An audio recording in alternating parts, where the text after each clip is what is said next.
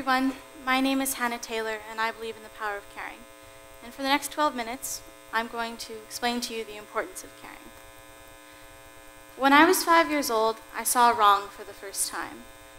As I looked out my car window, I witnessed a man eating out of a garbage dumpster, something that sadly many of us see regularly. But for me, this was a wrong that I couldn't let go of. And deep inside of my heart, I couldn't forget about him. For a year, I worried about this man and about others who live homeless lives, and asked my parents, who cares about them? The worry and the sadness that I felt for this man didn't go away until my mom told me something that changed all of that. It was simply this: you can do something to help, and maybe if you do, your heart won't feel so sad. Now, I know that it seems like 6-year-olds don't have a lot to make change with. For me, at the time, the biggest change-making tool that I had was my voice. And I decided that even though 6-year-olds have little voices, I would use mine. But first I had to learn. I learned as much as I could about homelessness, and I talked to anyone who knew how to help or who wanted to help. And I found that as I learned more and talked to more people, that worry I had felt in my heart began to lift. When I was 8, the Ladybug Foundation became an official charitable organization, and we now support over 50 different shelters, missions, soup kitchens, and food banks all across Canada. The Oxford Dictionary defines change as to make something different or to become different. Now, I've been incredibly lucky that I've had so many chances to help and care and love and do what my heart needs me to do. And I've also been incredibly lucky that I've gotten so many chances to meet with so many incredible people. And it is because of these people that I now understand that change is not simply making something different. Change is caring in action. Through learning about homelessness, I've met many people who've had to call the streets their home. I have a beautiful friend named Rick, and his story is way more important than mine. I met Rick at the first homeless shelter I ever went to. But before I tell you about our friendship, I need to back up a little bit and explain to you one of the many harsh realities of street life. There are more than 3 million people in North America named Richard. And more than 5,000 people in North America are named Richard Adams. But there is only one Moosham. Richard Adams had a tough life to begin with. At the age of 4, he was taken away from his family to attend a residential school.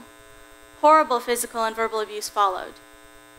After leaving the residential school, Rick found himself in foster care, and at 10 years old, taking his first drink of alcohol. Alcoholism led him to over 27 years of homelessness.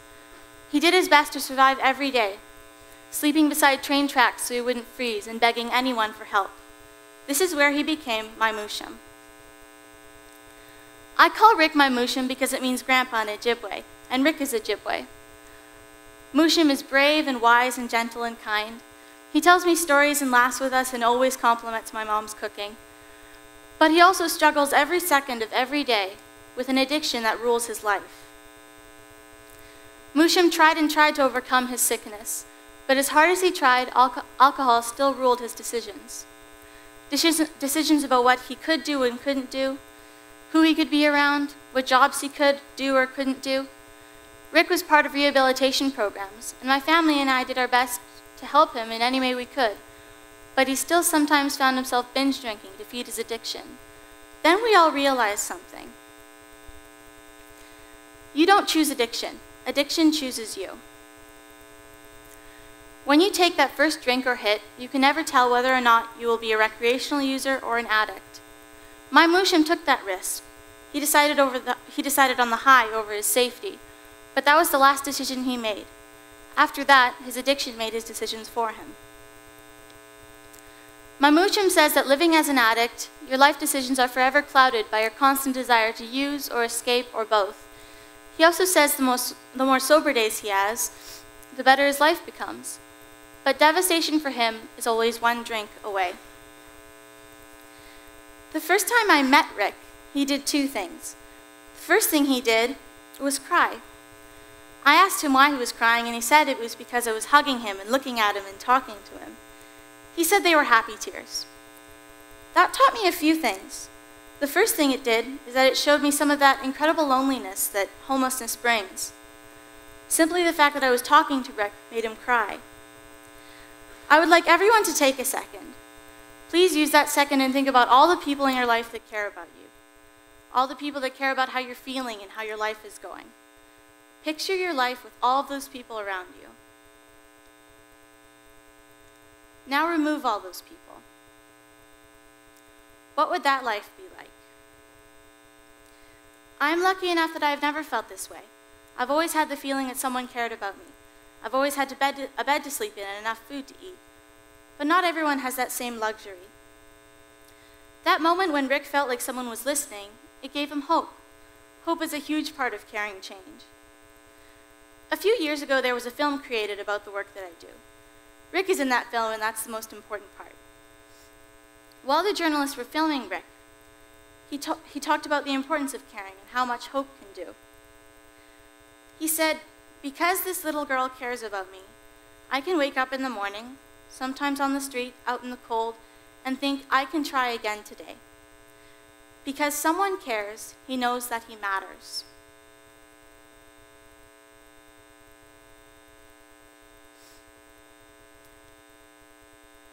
Now, originally, there was actually, oh, here we go.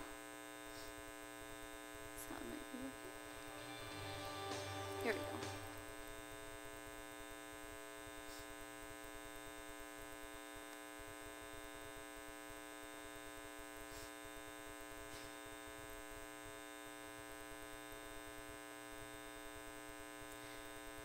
Now, originally, this video, technology, it is amazing, but sometimes can be tricky.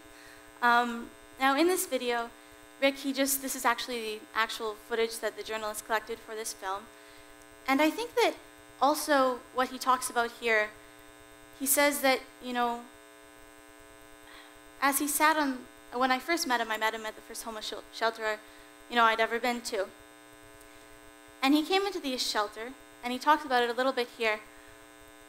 But I think that that hope that when he heard that someone was listening, you know, I think that sometimes, you know, since it lifted him up and now he's making change in his own life because he knows someone cares.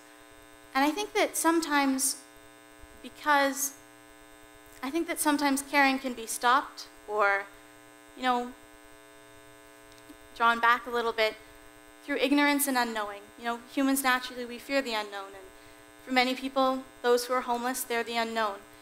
And I think that when I speak at different schools and businesses and conferences and meetings, I talk about how, you know, some examples are Rick and many of the other beautiful people that I've met. You know, when you stop to say hi, you realize that many homeless people, they're beautiful people, wrapped in old clothes with sad hearts. You know, and just saying hi, that gives them that little spark of hope. And Rick talks about that a little bit in the video. Now, the second thing he did that day was he gave me a huge hug. As he hugged me, he whispered to me, "Thank you for caring about us." Now, making change is never easy. I realized just recently that change usually begins with conflict and challenging what you think is wrong. It will always require work and dedication. Actually, one of my very favorite quotes, my grandma, she actually told me about it. And the quote is, "It's important to be dedicated to what you do, but it's more important to be dedicated to who you do it for." And that's something especially that everyone should remember whenever they want to make change in something. Now, homelessness, sadly, is a huge issue that affects millions of people in many different ways. Whenever I feel like what I do doesn't matter, Rick and so many of the other wonderful people that I've met remind me that it does. Because they care about me, the Ladybug Foundation is able to keep going, even when things get hard. One of the most beautiful parts of caring is that every single person has the power in their hearts to care. If you deeply care about something, no matter how young or old you are or where you come from, you can make change in the world for the better, whether it be in making a change in someone's day or someone's life. We all must remember that caring matters. What you do in the lives of others really matters. We also must remember that by being indifferent, if we don't care, change will not happen. Walking by someone who is suffering, whether it be at your workplace, on the playground, out on the street, anywhere, will not make this world a better place. If you and I don't care enough to make a difference, change doesn't happen. I have another friend named Brian who tries really hard to stay off the street. My great friend Julie, she once asked Brian how he just is able to keep trying and trying. And he said, if Hannah can care about me, I can care about me. And that is the best thing ever, and it makes my heart feel so, so hopeful. He and Rick taught me so much about what caring and hope can do. They also taught me about how caring for yourself is also extremely important. But Rick has struggled with caring for himself, as many of us do. Rick has had a hard time with dependency and addiction issues, and for a while this past year he was lost on the street because he had gone back to his old life. And while he was lost on the street, I was so worried about what might be happening to him.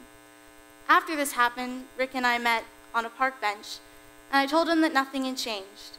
I still loved him like family, and I always would, unconditionally. And he told me that he loved me too. But what I needed him to do, and what I still need him to do, is see the special person that he is, and care about himself enough to try again. There is a quote by Leo Buscaglia. Too often, we underestimate the power of a touch, a smile, a kind word, a listening ear, an honest compliment, or the smallest act of caring, all of which have the potential to turn a life around. We have the ability to turn this world around for the better if we can use that power of caring that is in everyone's hearts for change. We all must always remember how much simple acts of caring also matter. Changing someone's day, changing someone's life, changing the world, because that's what caring can do. Thank you.